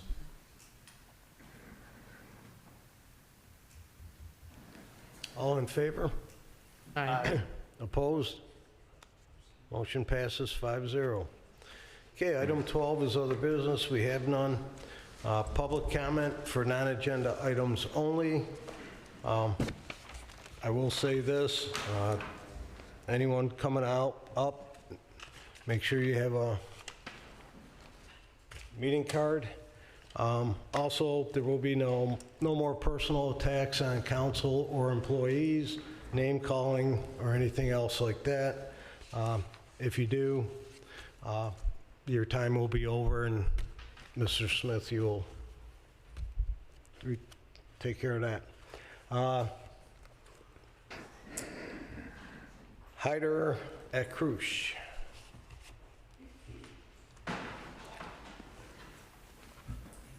Excuse me, I just want to talk about the house taxes. We pay like winter and summer. Where are we going to get all that money? We buy their houses, so why we have to pay so much money on taxes? We can't afford. My husband doesn't work. I don't work. I have started with dementia. My son, he was 1 month in coma. Where are we going to get all that money? You got to give us a break. You got to cut the house taxes. That's a lot for us. We can't afford to pay. Okay, this is You wanna your take- time. This is your time for comments. Yeah. You think we're gonna just like lose our houses with all these taxes? We buy them, and there's not, we don't work. My husband, if you can find him a job, he doesn't speak any English, I'm having a hard time. He does construction work, like tiles, ceramic, drywall, but he doesn't have no jobs, he doesn't speak English. And sorry, I'm gonna say this, because we are Christian, there's a lot of Muslims, they speak Arabic and all that, but when they know he's Christian, they don't take him. They're just racist. And what are we gonna do with us? What are we gonna do? This is your time to make comments. It's not to go back and Yeah, forth. but I can't, now we have 2,000 for a little house with no garage. We bought it, and now you guys, for summer, you're asking over $2,000. In the winter, I don't know how much is, you always send like twice a year. What are we gonna do? I came for this. This is unbelievable. What are we gonna do? Lose our house? You want us to stay in the street? Go live in the streets? No, I don't, but So what are we gonna do right now? I can't afford to pay $2,000 right now. My husband doesn't work. He cuts his fingers with a lawnmower. I don't work. I have dementia. I'm taking a lot of pills for a lot of sickness. He was 1 month in coma. So what are we gonna do? Sorry about this, but this is, I don't wanna lose my house. I understand that, but it's not a conversation back and forth. It's your time to make a comment to the council. Where? I don't know where. You're making your comment. You can talk, discuss stuff with our manager or clerk afterwards, but it's not a time to go back and forth. In other words, they're not going to talk to you. They're going to listen to what you have to say, but they have no comment. 15 seconds. Who's gonna talk to me then? These two on the side afterwards. Those Well, two right here? We'll talk, you can. That's time. I'll talk to you afterwards. Okay, sir, thank you. Mr. Alan Gentry? Evening again. I would just like to discuss issues on the side of town I live, which is Dover and Merriman. We have a lot of flooding issues to the point where I hope it's going to be taken care of after today. Next thing is trees. Why can't you pass an ordinance that every person that lives and owns property, that they must keep their trees trimmed? Not for me to pay to trim their trees. When their limbs fall on my car and ruin my car, I don't think that's fair to me. When I call to get assistance, people come out, nothing's ever done. There's poop all over his yard, there's animals in his yard, there's birds crapping in my pool, all over my cars, all over the house, all over the sidewalks. I want to know how I can get an ordinance written to get this taken care of. I will go to a lawyer and get one written if you explain to me what I need to do to get an ordinance put into place that we can work with to take care of these delinquent homeowners that do nothing. The man don't even mow his lawn, doesn't trim bushes. We have mice, we have rats running around because of that, raccoons, rabbits. The rabbits in the squirrel population, what are you doing about that? They're overrunning all of our neighborhoods. They're eating up wires under people's cars. They're eating wires on the poles. This is all costing everyone money. And then taxes going up all the time. I would just like more assistance. I've never been to a meeting before. I've lived here off and on. I was born here. I live in our home family house.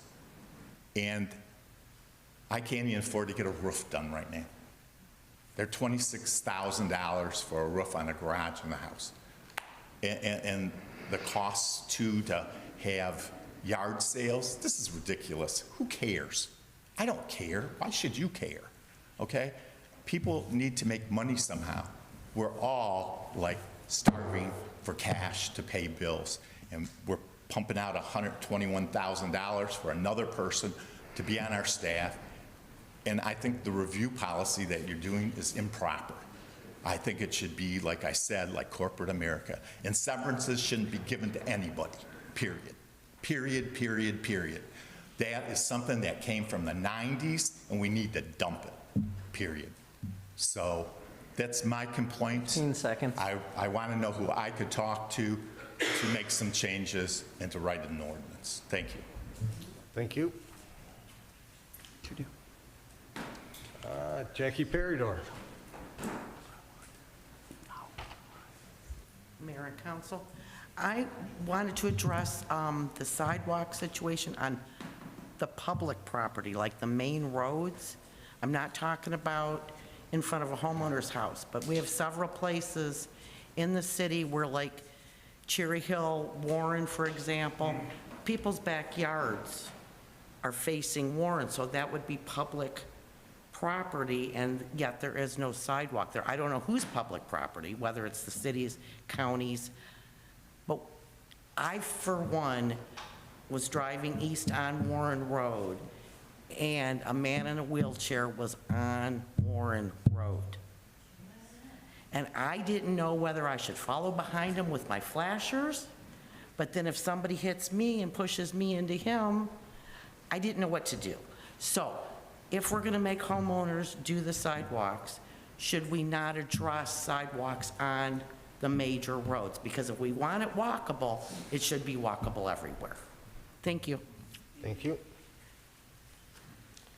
Ann Dolan.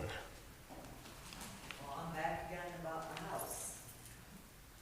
I found out that drain affected at least 10 other properties. 4 houses to the south, and we get water in their basement when we get over 4 inches of rain. Nobody's been out to look at that fire hydrant. I've watched since 1998. There's a strip about this long where the dirt has gone down in parts 6 to 8 inches, and it keeps disappearing, but no one's coming out. Why is my ground so moist? I don't even have to water my lawn. A guy looked at it from the sky on a satellite and asked me if I watered my lawn. I said, no, I haven't watered it in years. My ground is so moist. I got the thing where I have to have pilers put on my house, and another guy wants $4,000 just to drill 2 holes on my property, 20 to 15 feet, to find out what's going on.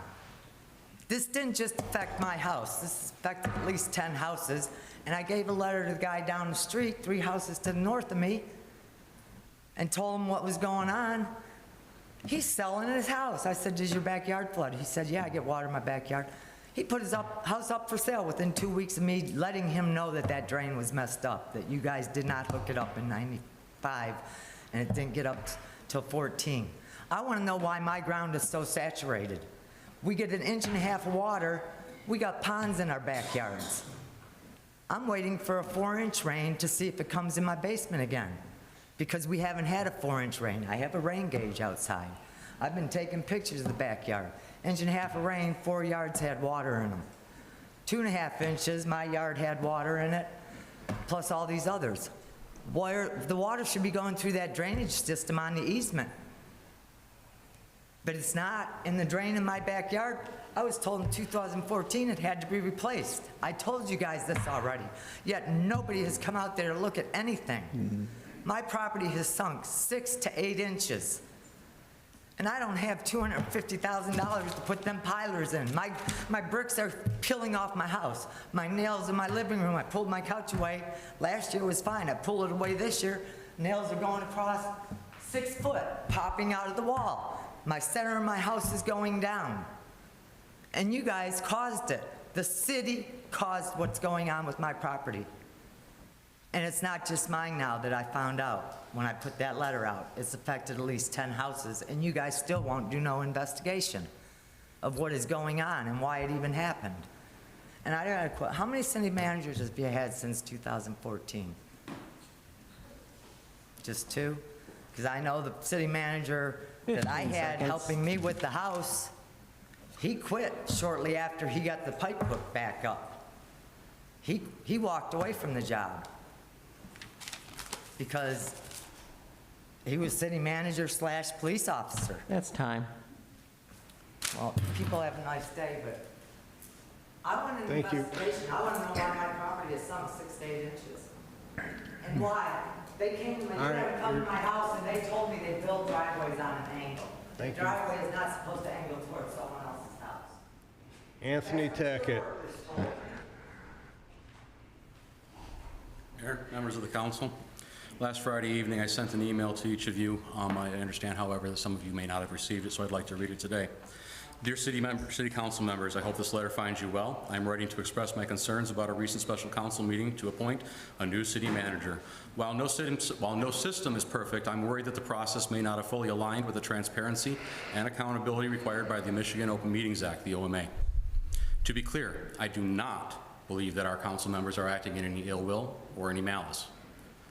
Mistakes can happen, especially when someone might not fully understand the regulations that govern their actions. That is, I believe, one reason why Michigan law prohibits the recall of an elected official during their first year of their term, to allow them time to familiarize themselves with key guidelines such as Robert's rules, our city charter, and the OMA. However, many of our city council members have been in their positions for longer than a year when you consider their overall service on the city council. This should have provided ample time to become acquainted with these fundamental principles. The recent meeting, where there was no open discussion of the candidates' merits, and where 4 out of the 6 candidates appear to me to have withdrawn under circumstances that appear unusual, raises concerns about whether or not the process was as transparent as it could have been. As citizens, we do have a duty to remain vigilant and speak up when we have questions about how our representatives are conducting business on our behalf, and we also have a responsibility, I think, to help inform and educate our officials, as many in our community strive to do during our public council meetings. With this in mind, I believe it would be beneficial to discuss the concept of rolling quorums at our next council meeting and the importance of adhering to the OMA to avoid any potential misunderstandings in the future. A rolling quorum occurs when members of a public body discuss official business in a series of smaller gatherings, each less than a quorum, but collectively involving enough members to constitute a quorum. This practice is prohibited by the Michigan law because it can inadvertently circumvent the requirement for deliberations to be conducted openly. Clarifying this rule, ensuring everyone is on the same page, may help to maintain the public trust and to avoid any potential misunderstandings.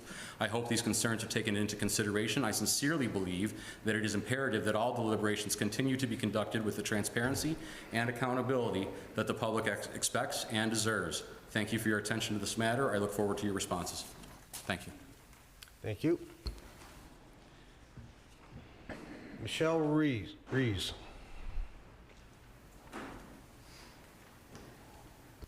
Hi, I'm Michelle. I go by Shelley Reese.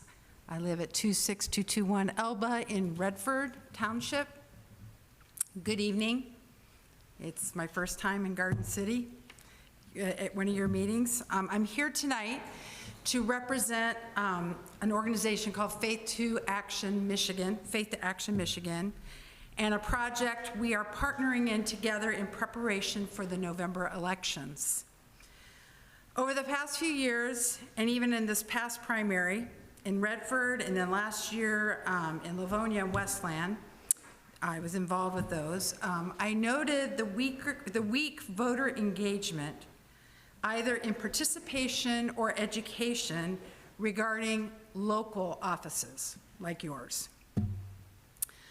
Is it apathy or general disinterest or misunderstanding of the importance of local offices such as yours? Perhaps. Or could it be a lack of helpful information about the local candidates? I think that's possible. And so recently, I had the opportunity to connect with some area pastors who have expressed their desire to see their church communities more engaged with the local government, but felt ill-equipped to make this happen. The election resources available to them generally focused on state or national level races. Little, if any, was available related to local races. After listening to them, we decided to step up to meet this need. Thus this partnership with Faith to Action. We are collaborating to develop a voter guide featuring Garden City candidates running for local municipal offices and school board positions. Our purpose is to provide pastors and their churches with a helpful tool to inform the members of their congregations of their choices and to activate them to vote. The voter guide is informational only, it's nonpartisan, and will not give endorsements. Checking my time here. To accomplish this goal, we will need to hear from candidates. We have put together a short questionnaire concerning issues and worldview topics that matter to the local churchgoer in choosing his or her civic leaders.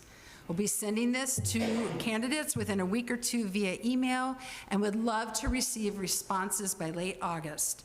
These responses will be published in a one-page guide as well as posted on our website.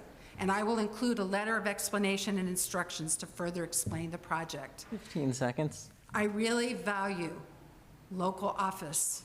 It's important. And we want to make sure voters are engaged with this election. Thank you. Thank you. I hope that everyone fills it out. Okay, I have no more cards. Is there anybody else that wants to fill one out and speak? Okay. City Manager's report. I don't have anything to report this evening. Thank you. Nothing? No. This was a big agenda for us. Thank you. Mr. Smith. Yep, so don't want to take too much time because it was a long agenda, but I wanted to thank every member of the public who came out and did vote last Tuesday. Our final turnout numbers were a little bit under 20%. It seems low turnout. You know, I'd like it to be higher. I always say it doesn't matter how you vote, as long as you do vote, it is our right. So it's very important to take advantage and vote. But I will say, comparatively to other cities, we can kind of see numbers throughout the day, throughout the county, when we report our voter turnout. Garden City turned out on election day at the polls relative to other communities. What I did we report every 2 hours, so 6:30 is the last time I have numbers for, and we had 6.3% voted in person on election day. But our surrounding communities, no one was above 5%. And then I checked all of Wayne County to see, population between 20 and 30,000 people. Other than one community, no one over 5%. So we braved the rain. It cleared up a little bit. We got out, we voted. I want to use my time to give thank you to everyone who worked the election. Our inspectors, they put in a lot of long hours, to make sure things run smoothly. There's a couple here in the audience, but I think we did really well comparatively in terms of our turnout. I'm hoping for big turnout in November. Like I said, I'd like Garden City to be one of the highest voter turnouts of all Wayne County. But that's it. Thank you. Councilmember Witt. I do not have anything tonight, Mayor. Okay. Councilmember Squires. Nothing tonight. Councilmember Karafotis. I just have a couple of quick things. Some of them are replies. Jackie Peridor talked about the sidewalks. I hope that in the next couple meetings, we will talk about that ordinance and what we're going to do with the money that we received from Dana Pohinky. So hopefully that's coming soon. Ms. Dolan that was here talking about her house, I know that she's been here within the last 6 months, and she said no one has been there since. I don't know if that's correct. That is not correct. I was there along with DPW, our engineering consultant, the city manager. We were there present at her home. She was not pleasant at all to any of us. It was borderline unwilling to cooperate. We were asking questions, but she was not providing any answers. So we were there. We were there on a very rainy day, actually, also. So we did look into it, and I think a report was made. I'm not sure. I thought I remember seeing something. Yes, there was one done. Okay. And then regarding ordinances about trees, there absolutely is ordinances for that, and you should. No, if someone has things growing over their sidewalk or growing too far over their property line, there is an ordinance that they have to trim those, so maybe talk.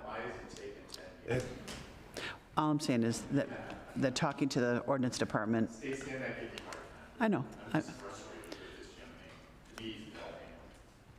And then I thought that was a great idea that Lauren came up and said about the boards and commissions. Why aren't we putting that on our page? I think that's a great idea. We have our communications department that's always making posts, saying, hey, we need 2 people for the Parks and Rec, or maybe we would actually get more applications that way, because we all say it, that we need people, and we don't say it until we need them. So maybe we could put that out there every 3 months or something like that. And then for the tax question, there's always the Board of Review.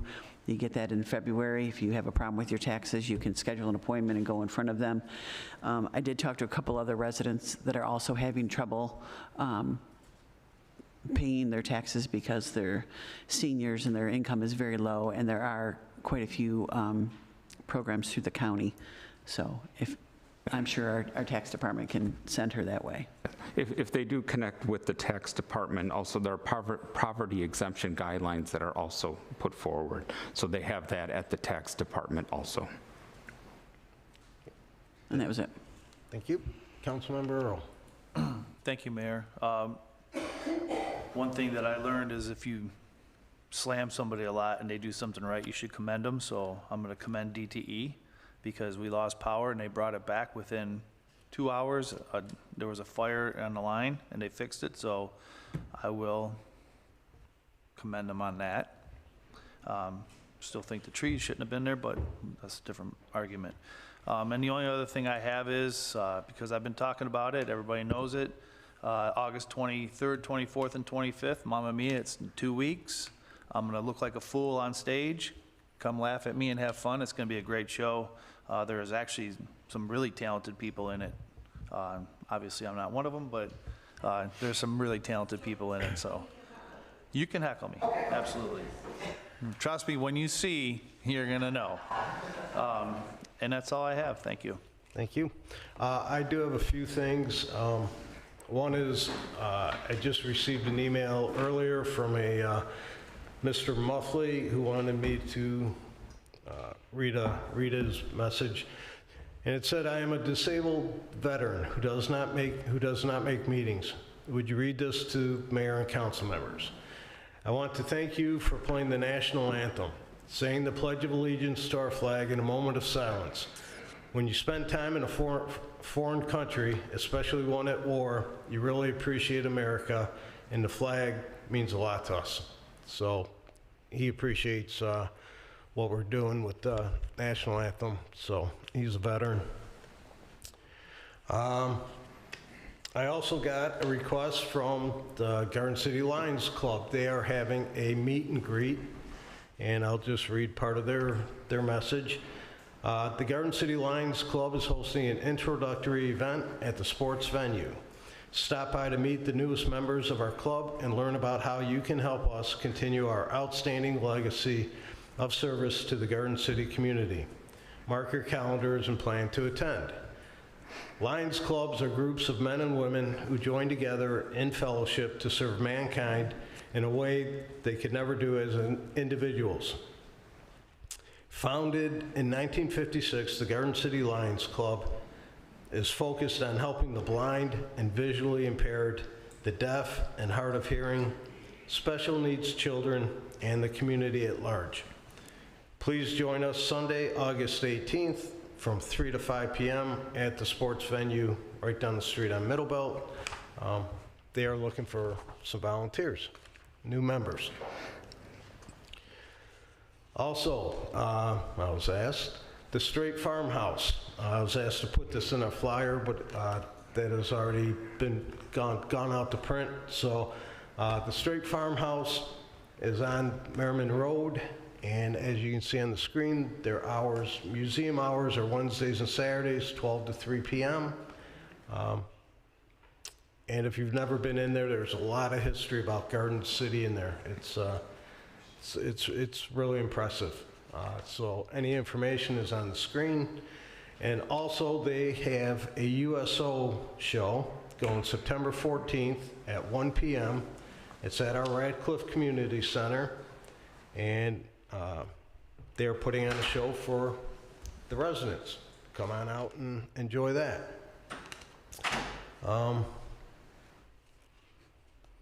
Our chili cook-off. It is moved up to September 7th, and some misinformation that was put out. I did not change the date. The DDA board changed the date. We were looking to move it up. In the past couple years, we've had some bad weather. A couple years ago, or last year, we had 6 cars in the Hot Rod Show. We had 6 cars in the Hot Rod Show. We pretty much had no kids events. Excuse me. Some people can't hear. So we were trying to make it more into a community event. We didn't want to go that early in September, but due to other scheduling conflicts, you got St. Raphael's Festival, you have the Lucky Squirrel was already booked. So moving forward in the future, we'll probably move it back to the end of September at some point, a date in later September. But again, it was a way that the board felt that they could get more community involved, more kids. We used to have a petting farm we did one year, putt-putt, all kinds of things. And we haven't been able to do that lately, so we're gonna try and change it up a little bit. We do have 4 really good bands playing this year. We have Bonnie and the Working Girls, we have Hear Me Out, The Incurables, and maybe June, all local bands from around the area, so that should be a good event afterwards.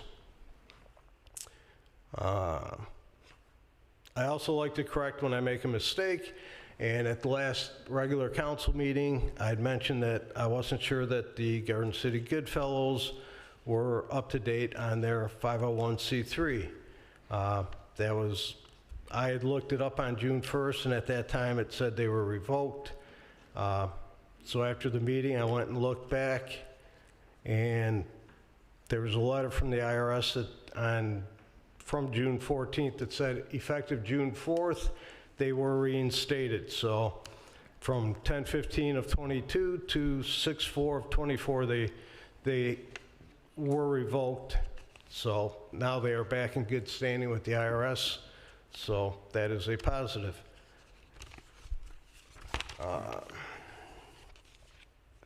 And that's all I have for that. And now we need a motion to go into closed session to receive an attorney-client privilege. Mayor, Councilmember Witt. I'd like to make a motion to go into closed session to receive an attorney-client privilege written legal opinion to consider material exempt from discussion or disclosure by state or federal statute pursuant to MCL 15.268H regarding a personnel matter. Support. I'm sorry, was that? I said support. Councilmember Karafotis supported it. We take roll call, please. Councilmember Witt?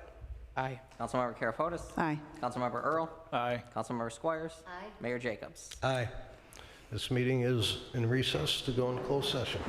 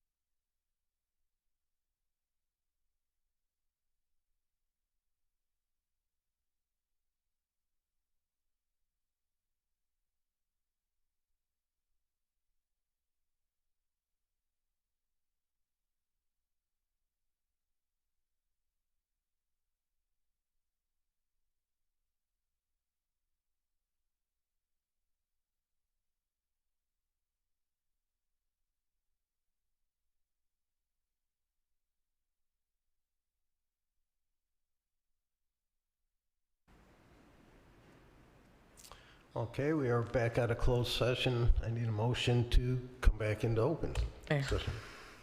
Councilmember Witt. I'd like to make a motion to return to open session. Support. Support from Councilmember Karafotis. Take roll call, please. Councilmember Witt? Aye. Councilmember Karafotis? Aye. Councilmember Earl? Aye. Councilmember Squires? Aye. Mayor Jacobs? Aye. Okay, we had our meeting. No further business. This meeting is adjourned.